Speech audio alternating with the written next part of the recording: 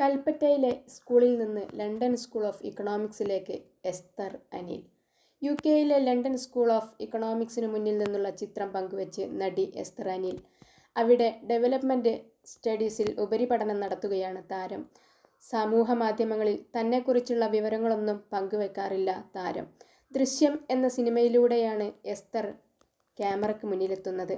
ഒരു ചെറിയ പെൺകുട്ടി എന്നതിനപ്പുറം തനിക്ക് വേണ്ടത് എന്തെന്ന് ഉറപ്പുള്ള വലിയ സ്വപ്നങ്ങളുള്ള ഒരു പെൺകുട്ടിയാണ് താനെന്നും ആത്മാർത്ഥമായി പിന്തുണക്കുന്നവരോട് ഹൃദയം നിറഞ്ഞ നന്ദിയുണ്ടെന്നും എസ്തർ പറയുന്നു. ഒരു ചെറിയ പെൺകുട്ടി നായികയാകാൻ ശ്രമിക്കുന്നു എന്നൊക്കെയായിരുന്നു ആളുകളുടെ കളിയാക്കലുകൾ. ഇന്നവൾ ചെറിയ കുട്ടിയല്ല. തൻ്റെ ആത്മാർത്ഥ ശ്രമത്തിലൂടെ ലണ്ടൻ സ്കൂളിൽ അഡ്മിഷൻ നേടിയിരിക്കുന്നു. 4 വയസ്സിൽ സ്കൂൾ യൂണിഫോമിൽ നിൽക്കുന്ന ചിത്രത്തിനൊപ്പമാണ് LSEക്ക് മുമ്പിൽ നിൽക്കുന്ന പുതിയ ചിത്രം എസ്തർ പങ്കുവെക്കുന്നത്. ജീവിതത്തിൽ എൻ്റെ ഓരോ ചുവടിനൊപ്പവും ഉറച്ചു നിൽക്കുന്ന കുറച്ചു പേരുണ്ട്. അവരുടെ സ്നേഹം എൻ്റെ മനസ്സ് നിറച്ചിരിക്കുന്നു. എൻ്റെ ചിറകുകൾക്ക് ശക്തിയില്ലാത്തപ്പോൾ നിങ്ങൾ ശക്തി നൽകി ഉയരങ്ങളിലേക്ക് പറക്കാൻ എന്നെ പ്രേരിപ്പിച്ചു.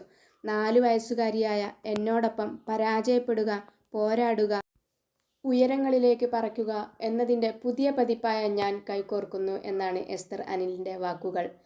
മമിത ബൈജു, ദേവിക സഞ്ജയ്, ഗൗരി കിഷൻ, നന്ദന വർമ്മ, നിവേദിത സതീഷ് തുടങ്ങി നിരവധി പേരാണ് എസ്തറിനെ പ്രശംസിച്ചത്.